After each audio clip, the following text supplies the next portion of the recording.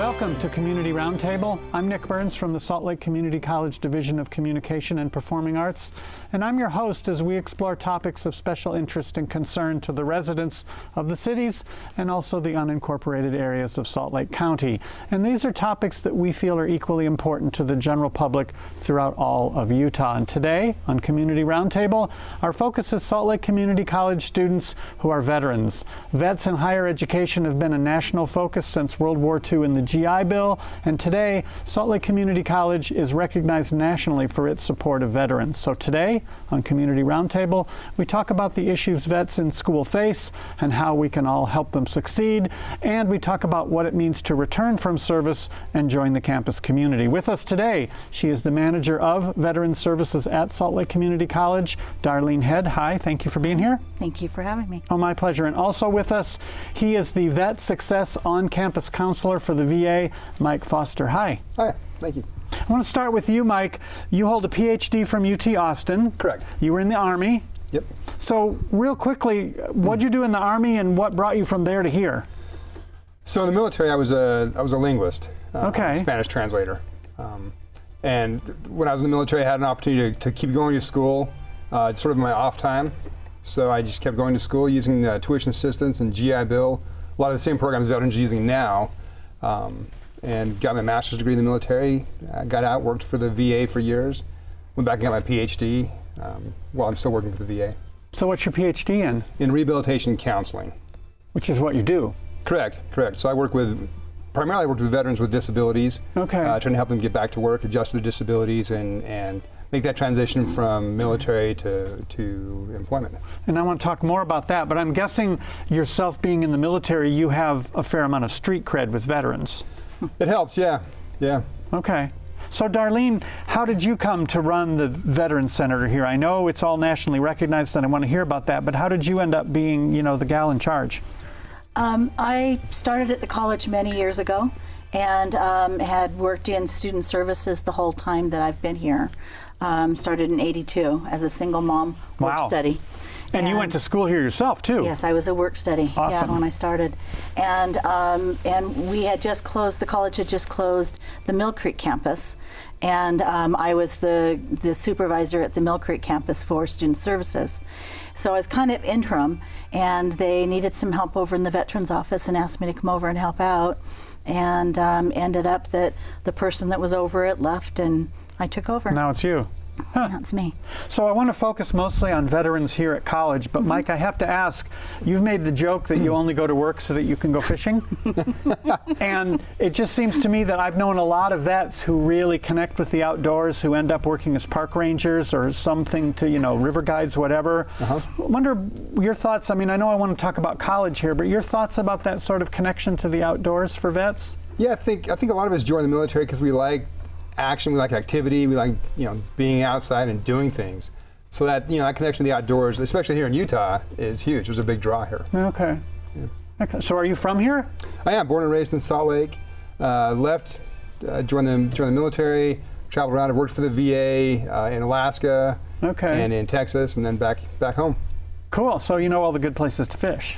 Not all of them. Okay, all right. I'm not going to ask where. So let's get back to veterans on campus. So are the vets here at Salt Lake Community College different than vets going to college anywhere? Are there Utah issues specifically? I don't know that they're different necessarily than other veterans. They're certainly different than other students here on campus. Veteran students tend to be a little bit older, tend to have a lot more life experience. They've been in places where the traditional 18-year-old student here at SLCC wouldn't dream of being. So they have a lot more life experience for sure.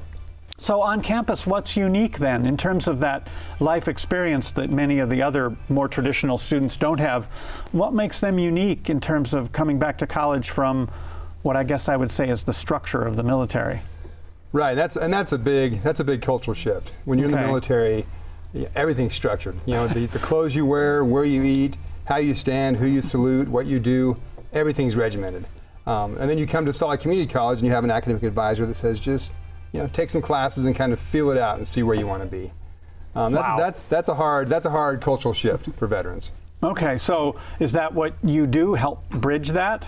Exactly. Okay. Yeah, that's sort of our goal is to to help make that transition a little smoother, give them some direction and some guidance, and help them hit the ground running so they can get into school and get out of school and get a job and pay more taxes and pay our salary. Good. So, I mean, nationally, vets have a slightly higher high school diploma rate than the public overall, but a slightly lower level of higher education, the percentage who've graduated. But with these difficulties that, you know, adjusting to a different kind of approach to campus life, what are the strengths, though? I mean, I imagine veterans have things going for them that other people don't in terms of coping with college. Sure. A lot of veterans, a lot of the older veterans especially, have a lot of leadership experience. They've had, you know, time-oriented tasks where, you know, certain deadline regimented. So they have a lot of those real-world skills that a lot of students may not have. So they, you know, they can lend a lot more leadership, training, and qualities into the classroom.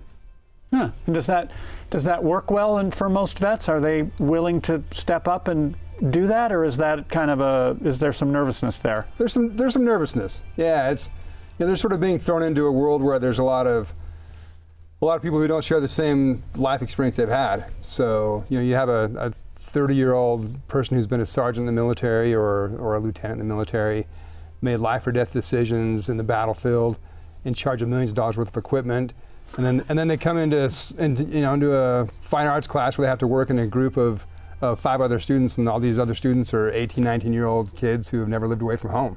So it's a different world for them. So Darlene, you have these great services, but you also have a huge connection here with Disability Resource Center. So, yes. And as Mike was saying, specifically vets who have, you know, disabilities who also need help. So that seems to add a whole nother layer of complexity to veterans' life coming back to campus. Yes. Yes, we found that, you know, early on when I started in the Veteran Center, saw that my veterans were not using the Disability Resource Services. And there's so many valuable things there for them, but they were not using them. And if you understand the military culture, it's really important to understand the military culture as we're serving our veterans on campus. And that military notion, that idea, that culture gets in the way of asking for help? Oh, yes. Okay. And just the term Disability Resource Services, that stopped them from going. I would even walk them there and they would say, save that for somebody who's worse off than I am. So we struck up a partnership between the Veteran Services and the Disability Resource Services. And what we did was, it was really a unique approach, very simple, didn't cost us any money, but we brought a counselor down from the Disability Resource Services office, put them in our center, and we changed their title to Veterans Accessibility Advisor. And we noticed a dramatic increase in the number of veterans that use the services just by making that small little change. Amazing. Yeah. Right? Yeah, it is. And is that person a veteran, him or herself? The counselor? Yeah. No. Just curious. Nope. She's a civilian, I'm a civilian, but it doesn't take a veteran to understand, you know, and work with the veterans. It really takes somebody who is willing to understand the culture and really come from the heart. Yeah. Is there in terms of veterans who are asking for help or receiving help, is there a difference between those who say have a mental disability and those who have, say, a physical disability or an injury from combat? Is there a difference there? No, there's really not a difference. Before, it didn't matter what their disability was or how high their disability rating was. It was just that it was called Disability Resource Services. Okay. So just changing that then, you know, made the whole world of difference. You need one of those military acronym names, right? Really, yeah. We're going to take a quick break. When we come back, I want to talk some more about what's different about veterans maybe today than 50 years ago. We're on Community Roundtable talking about the Veterans Center here at Salt Lake Community College and talking with folks who are on the front lines helping people. Keep it tuned. We'll be right back.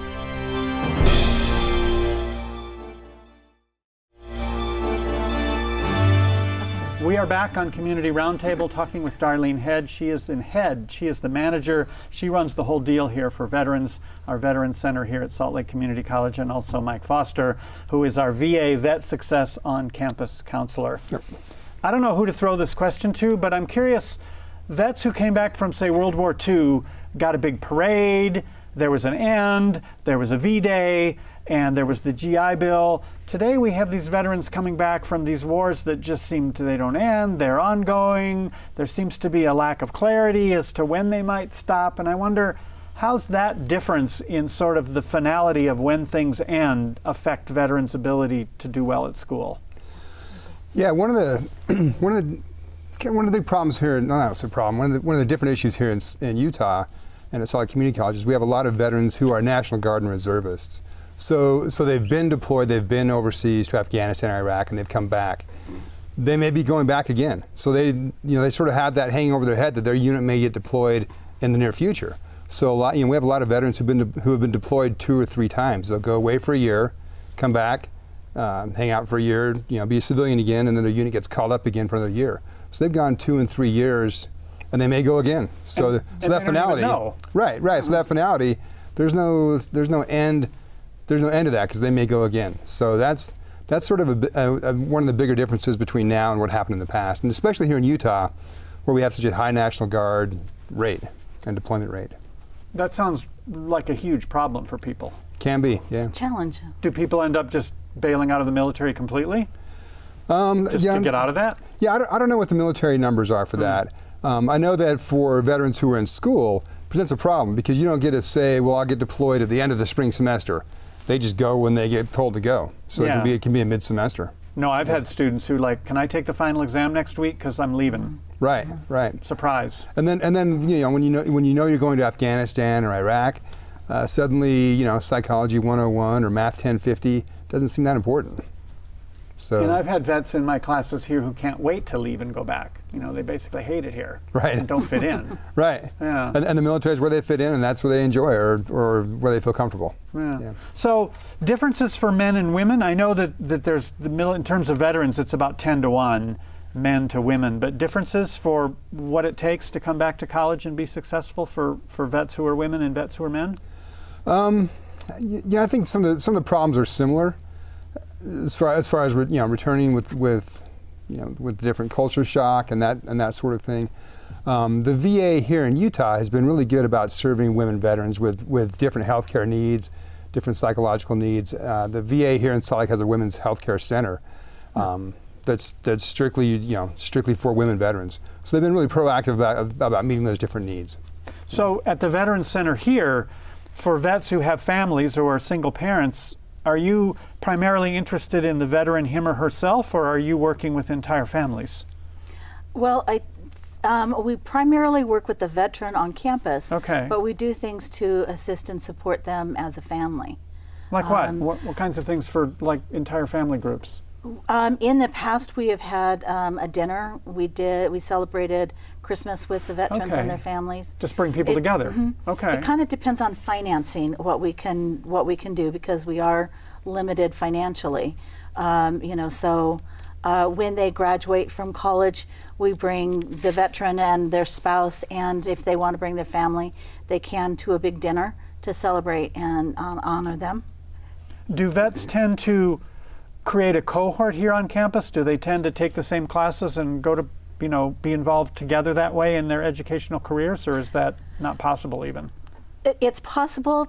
Some of them do in some classes. Like I'm finding that I'm hearing in the center that they talk about taking the math class together, or a few other things.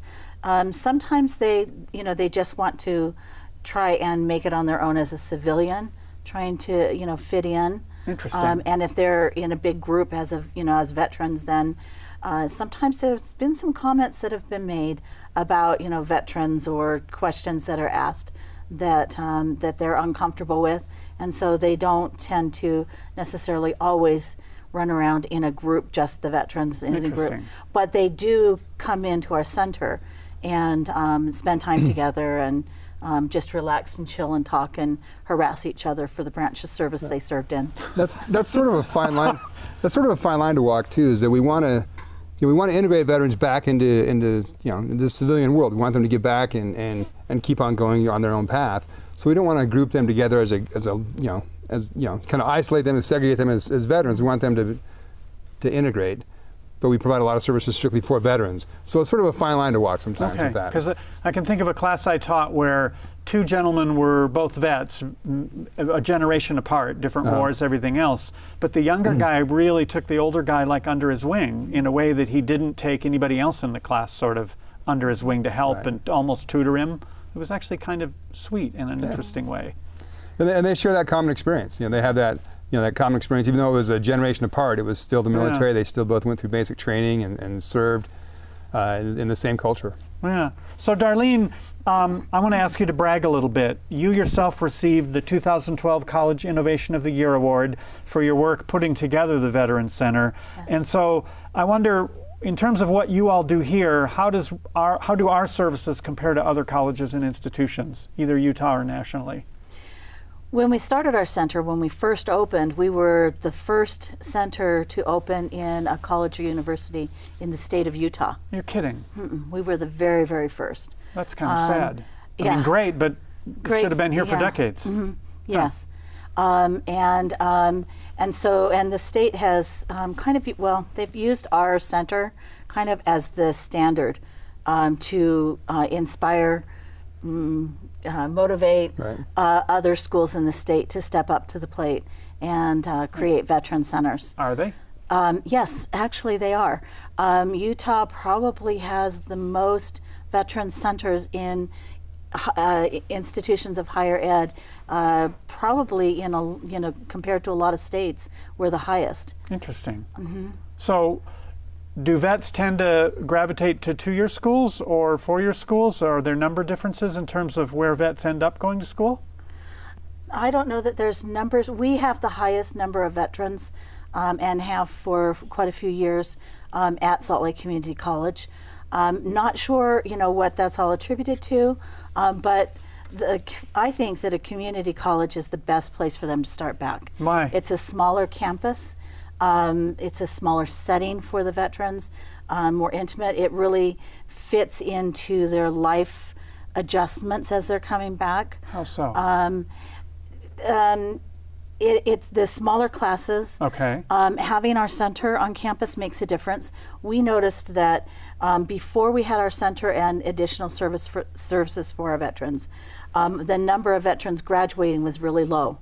Once we started providing those support services for our veterans on campus, our graduation rate just absolutely exploded. And we can show that it's just in correlation to those. To help. To the help. And the services and the support, and just letting the veterans know that they're welcome on campus. At this. So At our institution. we have to take another break, but when we come back, I want to ask specifically about the services. When I think of the Vet Center, I think of like a USO, and there's pool tables and coffee pots, and I'm sure there's computers and many other things. But when we come back, let's talk some specifics. Sure, thank you. This is Community Roundtable, talking about the Veterans Center here at Salt Lake Community College and all that gets done and all that we do to help the vets who are here in school. Keep it tuned. We'll talk more after this.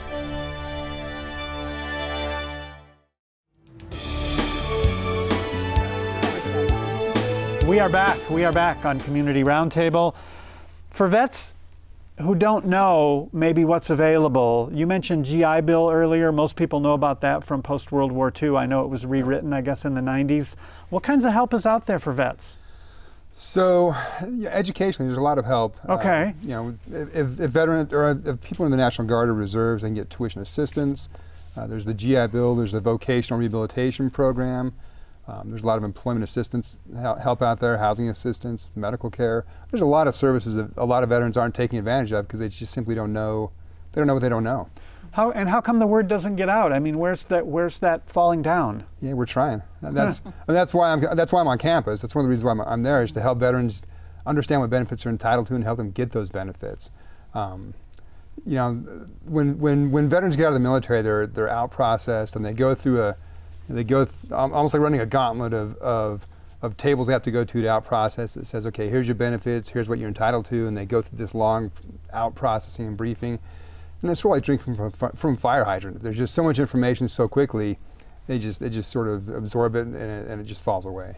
So we're on campus to make sure that it gets a little more personal, and we can sit down and talk with them one-on-one and kind of explain what's out there for them. Interesting. I mean, a friend of mine who was in the Navy during the Vietnam War, he got out and he got a big pile of cash and bought a sports car and drove across the country. I mean, that was about it. Yeah. So the Veterans Center here specifically, a veteran shows up, what does he or she see? I mean, what is this center? I mean, computers, food, counseling sessions, group talk? I mean, what all happens actually? Well, when they walk into our center, we have a bank of computers, so they can come in and use the computers at any time. I pay for all of their printing, so they can print their assignments in our center. There's a break room or a lounge for them with comfortable couch and chairs, and we have a coffee pot always going, fresh ground coffee. No pool table though. No pool table. Yeah, No. No video games? No. But computer, so a place to do your homework. Study Printing area. is cool. I presume microwave or a little kitchen, right? Yes, Hot coffee, we have- make yes. a burrito. Okay. Yeah. And is it full of veterans all the time? Do you get a lot of traffic? Yes, we do get a lot of traffic. Okay. And that's at Taylorsville Redwood campus? Yes, and we've just opened our center here at the South City campus. So we are hiring somebody to staff that center. Mike comes over 2 days a week, and Tuesday and Thursday afternoons. But then we'll have a mini center here on South City campus now. And are you going to grow to other campuses as well? Yes, that's my intention. What's next? Jordan campus. Jordan, because those are the three biggest. Those are the three biggest, and those are the three areas of major concentration of our veterans. And if we get our new building, you're going to be out there, I presume. Yes. And West Valley Center might be smart. We do have somebody at West Valley Center Okay. once a week on Wednesdays. We have one of our employees goes out and does outreach to the West Valley campus. One of the employee, we have a coordinator, and they do outreach to the West Point campus for our veterans that are in the flight program. So things like tutoring, help with classes? Yes. Yes, we do have tutoring. Good. No, this is totally cool. Veterans Upward Bound comes. It's a TRIO program that provides free tutoring in math, English, and basic computers. And that is, the tutoring is done through our center, and they set up appointments and get their qualifications set up through our center. Okay. And then they can use the tutor for the math and English, especially, is where our veterans use it the most. So, we've got tutoring in our center. They sit together and help each other with their assignments in the center. Our offices are also there, and we have a shared office where we have people from other organizations come in and meet with our veterans. We have a veterans advisor, Danny Sanchez, and so he takes care of our veterans. The benefits for veterans, if they're using the VA education benefits, their classes that they can take are very, very specific. So having Danny take care of that for them helps them a lot. Okay, interesting. Keeps them on track. Are there certain degrees or career paths that vets tend to fall into? I know nationally veterans are more than twice as likely than non-vets to have public admin type jobs statistically, but here at the college, are there sort of career paths that work better for vets than others? Yeah, so not really. What we try to do is when they come in, we look at their military experience and see what does that translate to the civilian world. And do you want to do that? Because a lot of times the things you do in the military aren't things you necessarily wanted to do in the civilian world, but you took a test and they said that's what you can be. So we look at their military experience and try to match that to a career goal. Okay. And they're all over the map. And we have veterans who are looking at degrees in physics, who are doing welding degrees, piloting programs. They're all over the place. Okay. Yeah. How about moving vets from here to four-year, those who want to transfer on to bachelor's or more? Yeah, and that's sort of the goal, is to either have them either get their degree here or move on. So we have a lot of veterans who transfer to all the schools in the state. Okay. Yeah, the U of U. A lot of them transfer to Weber State, Utah State, UVU. So they're transferring everywhere. Does that affect veterans' benefits if they get a degree here but still want to go on? No, their benefits are time benefits. So they have 36 months of benefits. So if they can complete a PhD in those 36 months, more power to them. That seems a little thin. It is. 3 years. I mean, you barely can get a degree here, let alone a four-year degree. Right, and that's the problem. 36 calendar months is about 4 years worth of school. But the average student takes about 5.5 to 6 years to finish a bachelor's degree. So that's one of the reasons why we want to make sure they hit the ground running. That's why we want to sit down before they start and help them figure out what do they want to do, so they don't change majors halfway through their degree program and lose that time. Yeah, no dawdling. Right. Yeah. So just a couple minutes left. Okay. Things that faculty should know about students who are veterans that they don't know. I mean, what would you say to faculty that they should be doing differently or they should know that maybe they don't? Don't single a veteran out in class. Don't ask them if they killed somebody. Yeah. That's been asked in classes. Having the veteran explain what they did in the military. If the veteran wants to share, the veteran will share. If they don't push it. Don't put people on the spot, like Yes. you shouldn't for anybody, but okay. Absolutely. Interesting. It's important to know that if our veterans or if our military person in your classroom is in the Guard or the Reserve, if they have training, if they have an assignment, they have to do that. So please work with them. So again, if somebody does get called up or needs a weekend or whatever, and I with presume them. there can be documentation, right? Somebody can Yes. give you their orders and show Right, you, they'd have to right? have orders that show they're Yes. being activated, and that's all we would need. Okay, Yes. so that's pretty easy. Yes. So about 2 minutes left. What would you like to leave people with? I'd like just people to know that Salt Lake Community College has been wonderful working with our vets. So they've been very supportive of all events that we do. We have really led the nation in the things that we provide our students, our student veterans, and in the support of our veterans on campus. Are people from other states and other institutions coming to see what you're doing here? Yes. I mean, that's Yes. just freaking awesome. Yeah, they reach out to me often, and then they'll let us know, we got our Veteran Center, yay, and it was because of documentation that we have here, and they provided to their administration, and they were able to get a Veteran Center to support their vets. That's really important. Yeah. And the support of our veterans makes a huge difference. Last few seconds, what would you leave folks with, veterans or non-veterans, Mike? I guess I'll plug Salt Lake Community College and the partnership with the VA. The VA gets a lot of bad press nationally, but this is a really good example of how the VA is working in the community with educational institutions to help veterans get the benefits they're entitled to and move on from the military into the civilian careers. Great. Going to have to leave it there, Mike Foster. Thank you for Thank your you. work. Lifelonger in the VA now, I presume? Yeah, yep. Good enough. Yep. Well, keep doing good things. And Darlene, it's fantastic. I know you've won multiple awards on campus, so keep up the good work as well. Thank you.